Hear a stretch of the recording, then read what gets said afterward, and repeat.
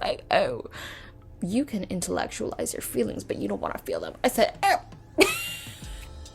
Wow. She kind of ate with that one. What is up, party people? Hi everyone, my name is Adele. I am your favorite social media girly who loves makeup. This is the YAP Eat Repeat podcast, and today, guys, we will be talking about family traditions. So honestly, guys, it is 2025. I've literally been trying to just get my life back on track since the holidays, and me and my cousins, we literally just came up with this like last minute, literally on Christmas Eve, which is when I celebrate Christmas. We were like, oh, like, fuck it, let's just go on a motherfucking ski trip. Okay, we're gonna go ski in the mountain. Literally, we are going on a ski trip in a few days. It's Thursday. It's like almost Friday because it's like literally 11:19. Okay, y'all can't see it, but this is my dog Biko. But anyways, we are talking about family traditions. So I'm getting my life back on track from the holidays. I'm actually preparing to go on a ski trip this weekend, and I'm super excited. Now, I'm not a very sporty person, but I'd say the most consistent sport, quote unquote, that I've done in my life is skiing. I feel like so head ass sometimes when I say like, oh, me and my family used to ski, because it's not cheap. The gear is pretty expensive. Trust and believe, girl. Like, I did not know how expensive this shit was until I just recently bought my ticket. I'm like, oh, God, it's expensive. I feel very head ass, but at the end of the day, it's like a family tradition of mine. And it got me thinking about family traditions and what I want to maintain, because ski trips and other like big family trips like that were really big in my childhood. Like in the winter, we would go up to Massachusetts or whatever, like sometimes even Pennsylvania. Sometimes we would go there and we would literally go skiing. Like that was our winter tradition. I remember doing it like maybe 2009, 2012. I'll try to like insert some pictures of me because I was like stalking my mom's Facebook and like, oh my God, I was just stalking my mom's Facebook and looking at a lot of ski pictures from when I was younger. I always used to go skiing in the wintertime, and then in the summer, prior to that, we would go on like this big summer trip. We used to go to these campgrounds called Lake and Shore in New Jersey. Sometimes we would go up again to like Massachusetts or Vermont or whatever, just like doing a lot of local vacations. Sometimes we would go to North Carolina or South Carolina. It was a big thing. All of those things were really, really formative in my childhood. And now as I'm getting older, and people who were teenagers back then are getting older and they're becoming adults and they're having their own families, it makes me think a lot about what family traditions will look like in my generation, as well as what family traditions I really want to maintain. Now, I love the idea of a family vacation. I think it's really funny, honestly, because me and my cousins now, we're all so tired. Like, we're all literally, I think this was the most tired I've ever been during the holiday season. Literally during Christmas Eve, I don't know, I feel like I didn't try as hard for Christmas Eve, I didn't try as hard for Christmas Eve. And usually I go all out. Like, I have a dress that I want to buy and I do like nice makeup, and literally I just blow dried my hair, did my makeup, and put on an outfit that I would typically wear for work. Like, I did not care as much during Christmas Eve that I typically would. Like, literally, it used to be an entire production, and now I'm getting tired. Literally, even on New Year's Eve, we all had this plan to play fun games, and it was supposed to be a rager. But I literally felt it the moment I stepped into that New Year's Eve party. I'm like, damn, everybody is tired. And I don't know if it's because I think Christmas and New Year's Eve both fell on a Wednesday, but it's just like, girl, everybody is tired. And because of like a lack of an energy level, I feel like that same feeling isn't there. Because growing up, I remember those parties being so lively. Like, it would go so late into the night. I would be up at my cousin's house at like 2 a.m. or 3 a.m. during those times of year, and those would be like very memorable memories. And now this year I'm like, oh, I'm way too fucking tired, which I think is funny to think about because we're getting older and things are changing. But I'm a little bit worried, you know. I am a little bit worried because I remember having like so much fun during those parties, and they were, you know, really big in my childhood. And I just want to know, like, what will my kids' childhood look like, or, you know, what kind of environment are we creating for our kids or our future kids and our future generations and whatnot. So that's basically what I've been thinking about. Sorry, something moved and I got a little bit scared. But anyways, it's late at night. I still need to pack for this ski trip. The reason why I'm not packing as much is because I literally just came back from staying at my parents' house for 2 weeks pretty much. So I honestly have not fully unpacked. So I literally can just throw shit into another suitcase. But anyways, I have been thinking a lot. This is actually a conversation that I had with my partner not too long ago about, like, what are some things that we want to maintain when we build our own family, and what are some things that we want to change. So for those of you who don't know, I am Filipino American. I don't even identify as American, but technically I am. I'm Filipino American and I don't speak Bisaya, which has always been like a frustration for me because my mom speaks Bisaya. She speaks like a mix of Bisaya and English, so I'm still able to understand her. Even if she doesn't speak English to me, like, I understand what she's saying because I grew up around that. But I don't know if my kids will, and that scares me because I place a huge importance on knowing where you come from and heritage. And even though I don't really have as like much of a connection to the motherland, if you will, even though I don't have as much of a connection to the Philippines, I think in comparison to future generations of kids that we have, it's like I would say that I have more of a connection simply because my parents are from the Philippines.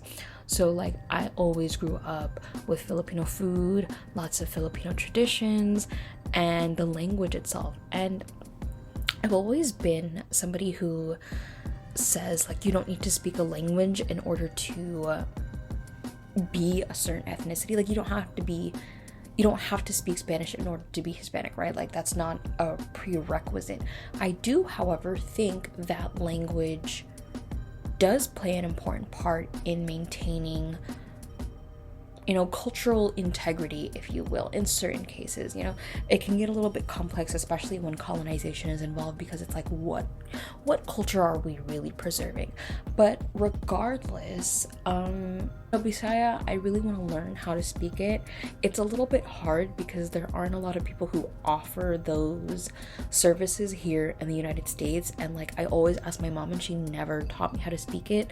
So I really want to learn. I feel like that's a language I want to learn before or even while I have kids, because truly it's just an important part of knowing where you come from, because Bisaya is not like the national language of the Philippines. It's a dialect, if I'm not mistaken. I could be very wrong. Somebody would be like, actually no, it's not. Like, bitch, shut the fuck up. I'm literally just a girl. Anyways, I really want to learn how to speak Bisaya. I feel like that's the one thing, the top thing I really want to maintain is the ability to speak the language, because again, like I mentioned earlier, like the ability to maintain a language is really crucial in maintaining cultural integrity. And I don't mean that in like a supremacist, like xenophobic kind of way. It's just like, you know, not a lot of people know how to speak Bisaya, and the more and more time that we spend here in the United States, the less, like the further that we will be connected from where we come from. You know what I mean?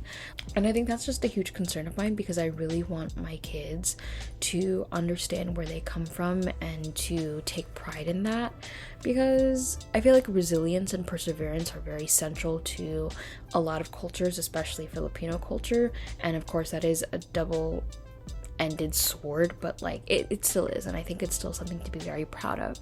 So yeah, I like really wanted to talk about traditions, because I feel like young adults of my generation and even millennials are continuing to redefine what it is to be X, Y, and Z, like what it is to be Filipino American, what it is to be Mexican American, what it is to be Black American. You know, like a lot of us are trying to redefine what that is as we continue to increase our emotional IQ, or like emotional maturity, going to therapy, unlearning emotional trauma, unlearning, you know, just like toxic behaviors that continue toxic cycles.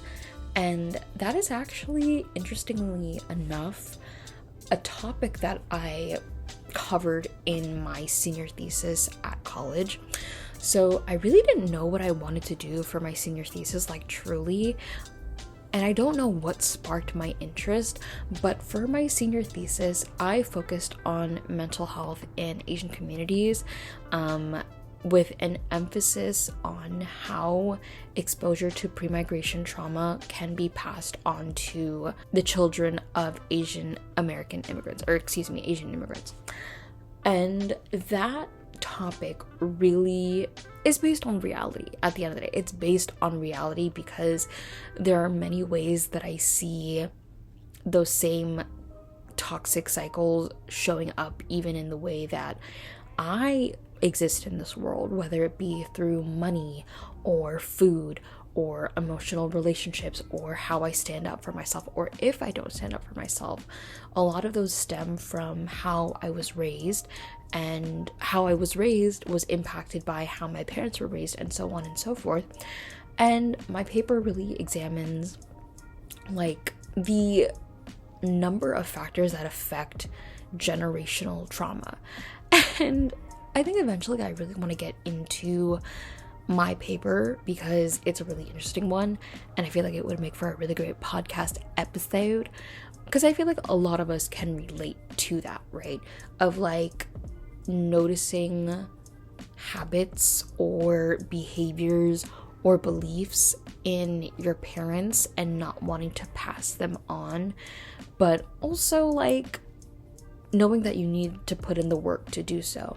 I think off the top of my head, one thing I do not want to pass on to my kids is having a terrible relationship with their body and food. I still struggle with that to this day, guys, to this day. I don't really like to talk about it too much, because it's still something that like I'm still struggling with, and I don't feel like I'm at a point yet where I can give advice to other people, because girl, I'm still going through it myself. In fact, I think this year I really want to prioritize my health. A lot of important events are coming up, and ultimately I'm getting older, babes. Like, I'm getting older. Oh my god, guys, literally I'm gonna be turning 25 this year. I just turned 24. That is crazy. Like, literally I'm literally at a quarter of my life, if you will. So I gotta take care of my health. And one thing I don't want to pass on to my kids is body shaming. I will literally beat up anybody who body shames my kid. I don't care. I really want, and I was speaking about this with my partner, because he's literally gonna be my baby's daddy, okay? My baby father. He's gonna be my baby father. I was talking to him, and literally, I want my kids to be comfortable enough to communicate to me like, hey, so and so said X, Y, and Z about how much food I'm putting onto my plate, or how blah blah blah. Because I remember when I was a kid, oh my god, like I very distinctly remember greeting my aunt at a party and her telling me that I've gained weight. And listen, I am a relativist, right? I really try to understand things from people's perspectives, especially like culturally, sociologically, all of those things, right? All of those great things. But it comes to a point, right? It comes to a point where it's just like, enough is enough, girl. Like, you're just a hater, okay? You're just mad because I got a shotty. You're just mad because I got a shotty. Like, at the end of the day, we have to admit when people are haters, okay? And at the end of the day, sometimes we just got to admit y'all are just projecting, okay? Y'all are just mad. Y'all are just triggered, okay? Because, like, why the fuck would you say that? Why the fuck would you say that I gained weight and I'm not even a grown adult? I think I was maybe like 10 or 12, and I just remember that moment still stays in my mind for forever because it shifted so much for me. I remember being very, very young. I couldn't have been more than like 8 years old, getting on the scale and thinking 70 pounds was too much for a second grader, which is absolutely insane, absolutely insane. And it was from that moment on that I had a bad relationship with my body, with food, with dieting, with exercise. And I just want my kids to have the tools to navigate those situations, because at the end of the day, I feel like my kids could possibly be affected by body standards. At the end of the day, regardless of how progressive we get as a society, people still have standards of what they think is beautiful, and we can't help how our kids are affected by outside factors. Like, I am still continuing to read Bell Hooks's The Will to Love, and one thing that really stuck with me is like, you can train your kid to be like as feminist and anti-patriarchal as possible, but like, they still go to school, they are still affected by society around them. So as much as I will tell my kids that they're amazing and beautiful, some dumbass might be like, oh, well, you're adding too much food onto your plate, blah, blah, blah.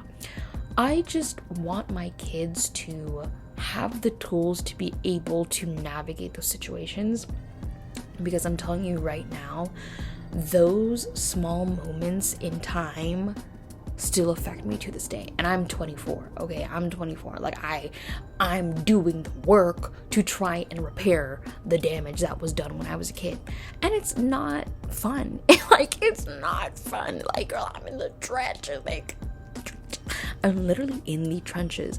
And I just, again, like, I don't want to pass that on to my kids. And I know that takes a lot of inner work. Like, I'm really trying to do a lot of that inner work. And that means that I have to go to therapy, which is a little bit scary to me, because what if she gags me? What if she gags me? She's like, oh, you can intellectualize your feelings, but you don't want to feel them. I said, oh. Not you trying to gag me right now. Like, what the fuck? She kind of ate with that one. She might have tore with that one, okay? Might have gone on tour with that one. Because, yes, like, bitch, Gemini moon. You think I feel my feelings? Absolutely not. Like, me and my coworker were talking yesterday, and we were like, she was like, excuse me, she hopes that she has a therapist who understands astrology, because, yeah, like, of course I don't feel any of my feelings. I have an air dominant chart, bitch. Like, I don't feel anything. Like, yeah, no, I don't. My point being, I really want to do the work before I have children, because at the end of the day, I am literally inducting and training a new person to be a full-grown adult. And you can't just have kids just to have kids. Like, you really gotta be prepared to have kids and to take on that emotional and mental load. And like, granted, I don't think anybody is ever fully prepared to have kids. We're all unprepared in some way, shape, or form. I just really want to take the lessons that I've learned from being a kid, somebody's child, and taking them into my adulthood, so when I have kids of my own, I don't inflict that same level of pain and suffering onto them as well. The other thing that I really want to maintain is generosity in sense of community. I think growing up in an immigrant household, there was a huge emphasis on community and what other people might feel or think, almost to a fault. And as a Filipino American, there are some things that I don't agree with. You know, like I don't always care what my tito or my tita is going to think about the decisions that I make, because at the end of the day, I know who I am and I have to be secure in knowing that. I'm secure in knowing that I'm that bitch, okay? And if you think that I'm XYZ, then that's the narrative that you want to create about me. I literally have to remind myself that every single time, because again, growing up, like I was always taught, what will people think? You have to be considerate of what other people think.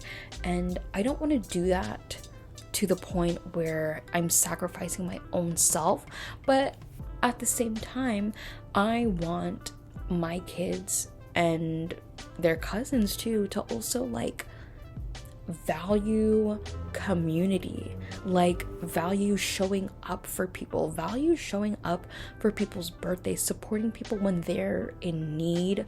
And even if they don't look like they're in need, just supporting them, period. Community was so important to my sense of self growing up.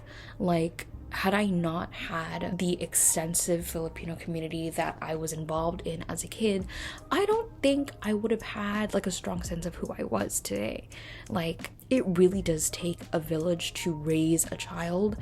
And I'm like super thankful to all of my aunts and uncles and even cousins who took care of us. And I want my kids to be instilled with those same values, because I've seen a lot of videos going around online of like how people feel lonely and isolated and desire community but don't actually want to put in the work.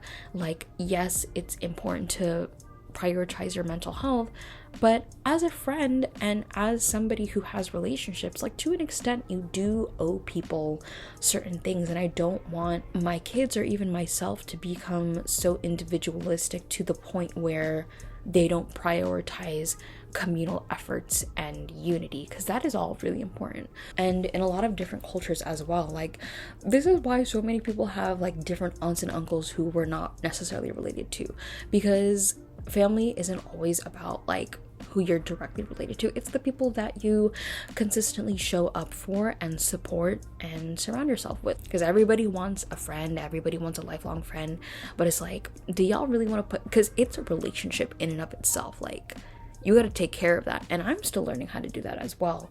Like, I think it's really, I'm just like going on different tangents, but I think it's really interesting how we as a society prioritize our romantic relationships and we don't view our friendships as romantic relationships. I think it's a really interesting perspective. And I think when we neglect to think about our friendships as romantic relationships, that is where like friendships and community start to disintegrate. Because if you don't think of your friends in a romantic way, not in like I want to get with you kind of way, but like I want to nurture this relationship kind of way. So I think, yeah, like to an extent you should think of your friends as a relationship to invest into, because quite literally that's what it is, point blank, period. And that's something I came across recently, and I thought it was a very interesting perspective. So that is something I want to pass on to my kids. Something I don't want to maintain is the passiveness that is really prevalent in a lot of Asian communities. So another thing that I came across in my research is just like passiveness that is very prevalent in a lot of Asian communities, simply because of the familial hierarchies and respect that we're supposed to give to our elders. It gives very much like do as I say, not as I do. Like you have to accept what I say and not really question it because I'm older than you. And to an extent, obviously I think that we should respect our elders, but like there is value in being able to question and challenge somebody's leadership, somebody's thoughts, and somebody's beliefs. Like, that is just normal. It's not disrespectful to you as a parent or to you as an individual. It's genuinely just a question.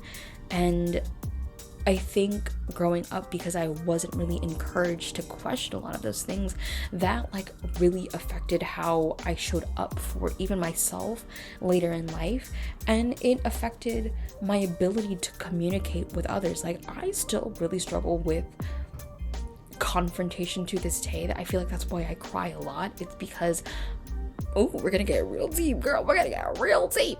I am very used to not talking about how I feel, and it feels uncomfortable to me, and I don't like doing it.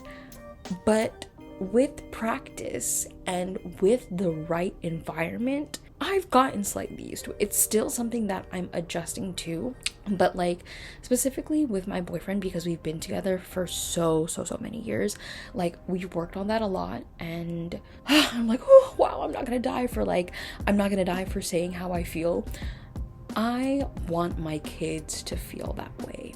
You know, I want my kids to feel like, hey, I don't really agree with what you said or blah blah blah. I want my kids to obviously trust in me as a mother, because I am mother, but also like, you know, I want my kids to have that open dialogue with me, because again, like the way that you treat your kids and raise them is the way that they will show up for themselves and for others in the real world.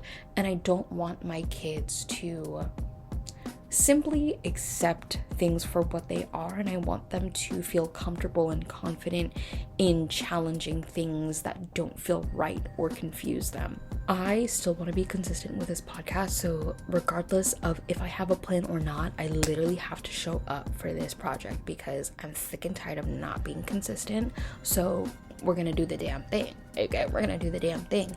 Even if I'm recording on my laptop, I don't care. Another thing I want to maintain is like big family celebrations. I don't need them to be like grandiose. Would it be fun if they were? Absolutely. But I love a good party, and I love hosting a good party, okay? I like to host parties. That is something I really like to do. And when I get older, I really want to host a couple things. Like, not all the time, okay? Not all that. You gotta be a certain type of person to have like the social battery for that type of shit. It is expensive. It is a lot. And it's a big responsibility. So I don't want to do it all the time, but I would like to do it every now and then. But as a kid, I really looked forward to like these big holiday parties, especially around like Thanksgiving, Christmas, and New Year's. Those were all really big times of year for our family. And and even Halloween too. Like if I look at a lot of pictures from when I was a kid, there are so many like family parties that we went to, and I just want my kids to have that same experience of like being surrounded by their family. I don't know, like I am not used to like intimate little dinners because I've always had a really big family, and like a really big extended family too, because my immediate family here in the States is pretty limited. Obviously it's bigger in the Philippines, but like knowing how big your network is, and two, like also feeling the liveliness of having that many people in your life, I feel like is what I enjoyed so much about it, and why I feel so weird when it comes to like an intimate dinner, because I'm not used to that. I am not used to, like during the pandemic when it was just me and my family, I'm like, can we like have my cousins over, because it feels weird. And maybe that's like a traumatic thing, I don't know, maybe that's like rooted in some trauma or whatever, but like I really enjoyed having those big family parties. And even though it does feel a little bit overstimulating from time to time, like that's just how it is. Like me and my boyfriend, we both have really big, lively families who like to play a lot of music, who like to gossip and dance and like yell even. Like we are just very expressive people on either side of each family, and I still want that, even if it's just with like me and my sisters or me and my cousins. Like I just want to maintain that because I don't want my kids to miss out on all of that. You know what I mean? Even if it's with my sisters or my cousins or even my friends, I just want them to enjoy and sort of like relish in the fact that they have a big family, you know? And no tea, no shade to people who have smaller families. It's just that's just a part of my life that I really want to maintain. One last tradition I don't want to pass on to my kids is like putting so many like expectations on them.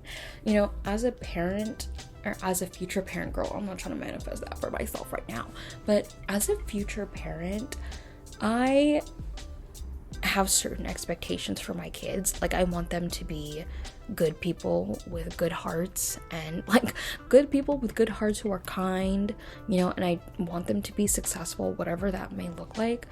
You know, I don't necessarily think all of my kids have to go to college. Do I think having a degree is important? Absolutely. I feel like going to college there, or just getting out of your childhood bubble, I think is important, and it's really formative. Does that necessarily have to be college? Not really, but I do think that going to college or university is helpful. At the end of the day, I don't want to put so many expectations on my kid to the point where they feel like they have to live up to them, or they can't go outside of those expectations. Because at the end of the day, like, you bring a child into this world, they are going to be their own person. As much as you try to impart your wisdom and your knowledge and your values on them, they are also affected by the outside world, and they will form their own opinions and beliefs, values, and interests.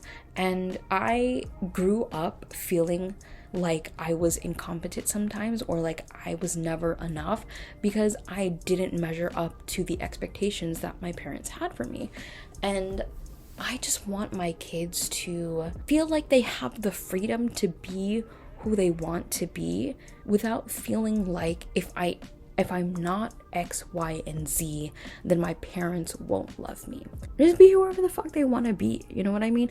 Obviously, like, I don't want my kids to be like drug dealers, or like, you know, fucking doing TikTok lives, be like, oh, thank you for the round. Like, no, babe. Like, we are so much more than that. Like, no tea, no shade to the people who do that. It's just not for me personally, and it's not gonna be for my kids either. Okay, it's just not gonna be for my kids. Like, I just want the best for you. Okay, like, if my kid wanted to be a stripper, I would be a little bit concerned, right? Because in theory, period, as a mother, I'm scared. You know, like, as a mother, I would be scared. I would be very much scared, fearing for my life, fearing for my kids' life. Because, yes, like, being a stripper sounds a lot of fun, and it's a great way to make good money. But there's also a lot of cons to it that are very concerning. And again, I just want to be supportive of my kids. Like, I think the last thing I really want to finish off on is the one thing that I do not want to pass on to my kids is they fear me and their father so much to the point where they can't even come to us with things that are bothering them or things that are troubling them. You know what I mean? I, of course, want my kids to have like a healthy fear of their parents, right? I think like a healthy amount of fear is good for the soul, right? It's good for the soul. But I don't want them to be so fearful to the point where it's like, oh, if I tell mom or dad X, Y, and Z, then they're going to freak the fuck out. I just really want to be able to support my kids in the future, because as much as I love my parents and am so grateful for everything that they have done for me and my sisters, you know, there are critiques, there's feedback, there's a lot of things that I wish that they did that they didn't do, and you know, it's complex. Like, I can't really fault them for all of the things that they didn't do, because it was their first time being parents too. Like, they were figuring this shit out, you know? It's like giving them grace but also holding them accountable. So that is the end of my little rant of, you know, traditions I want to maintain and not maintain as I get older and have kids. Talking about my future is a little bit crazy, because literally I was meeting up with my friends the other day, and my friend, she was like, okay, one of us needs to get married so I can go to a wedding.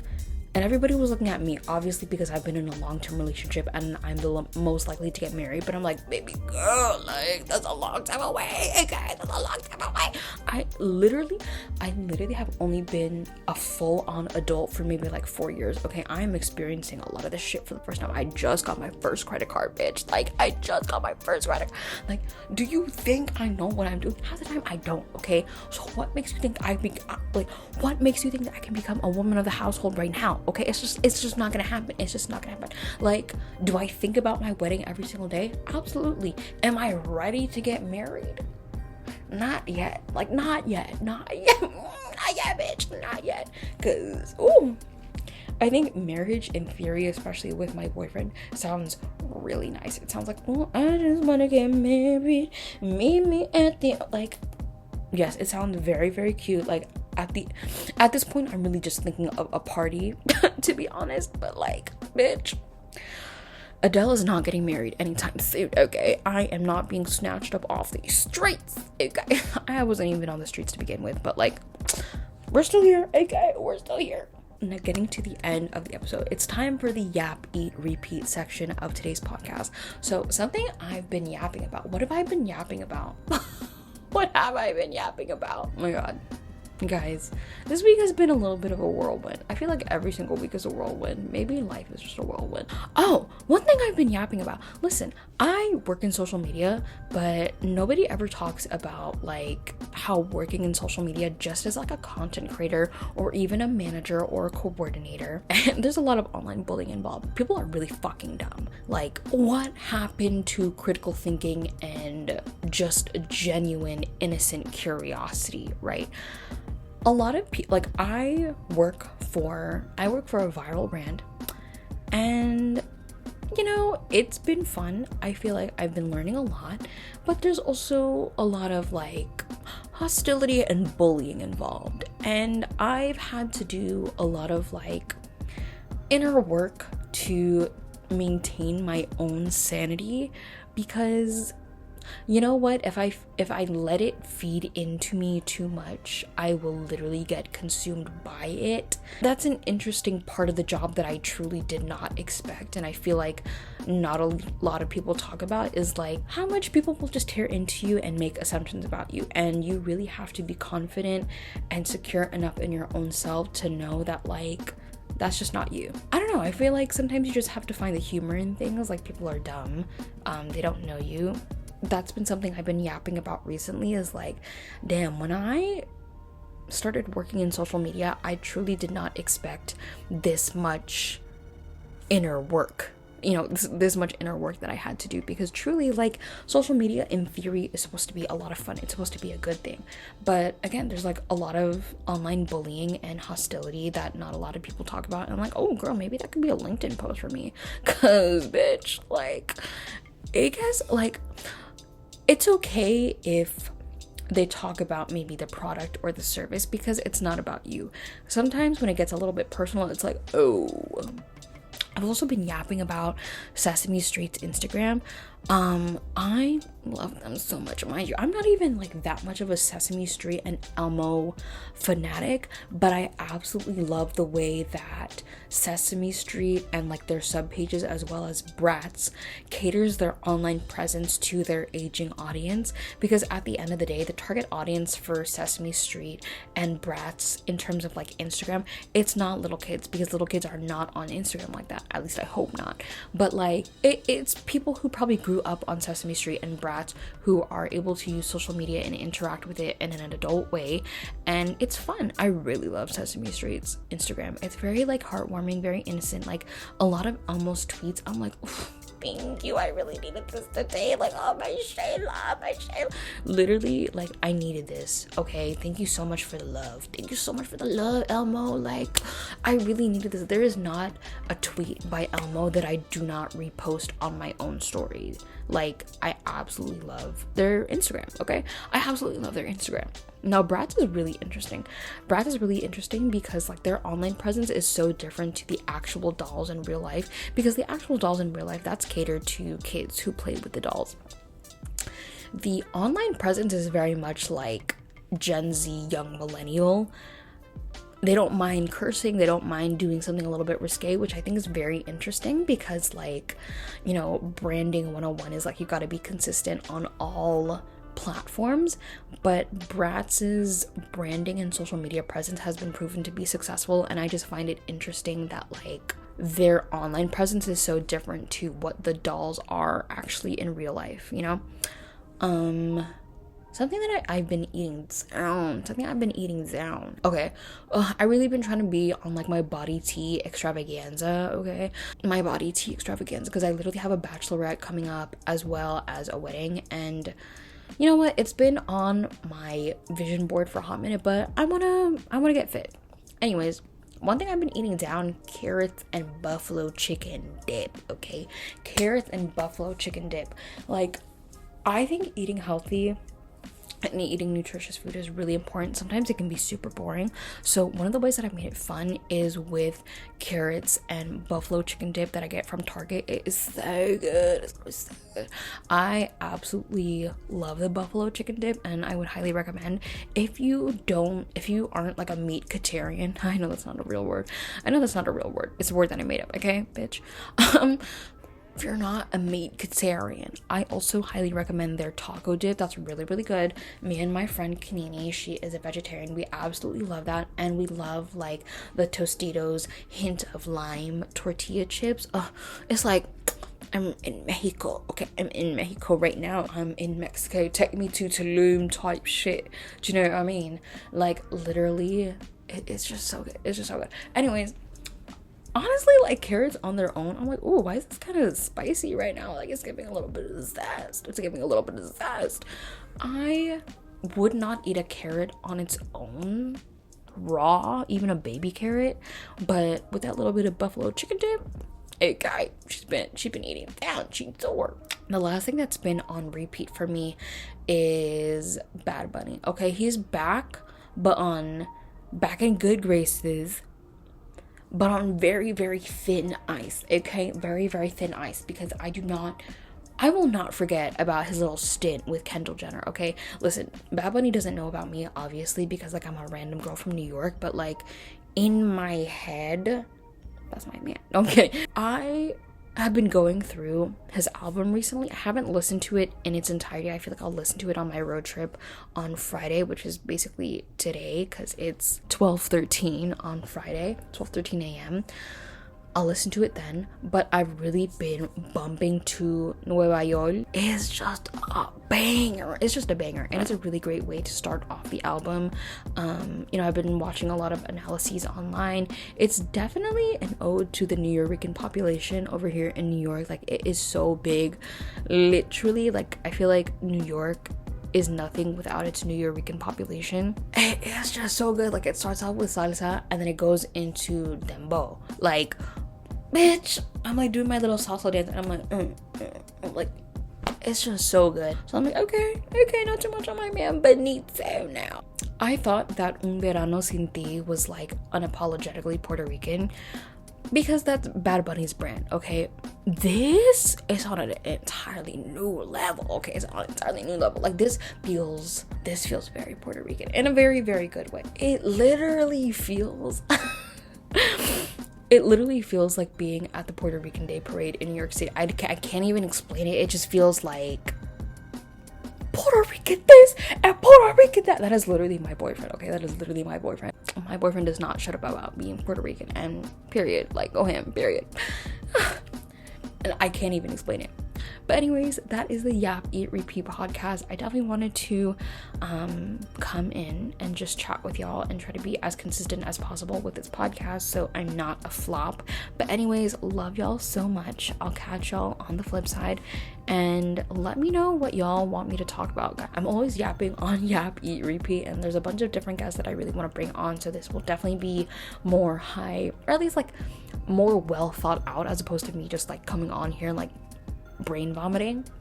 But I hope everybody has had an amazing start to the new year. I definitely have had a little bit of a rough start, but that doesn't mean that's going to be the rest of my year. Anyways, love y'all so much, and I'll catch you on the flip side. Bye, y'all. Bye.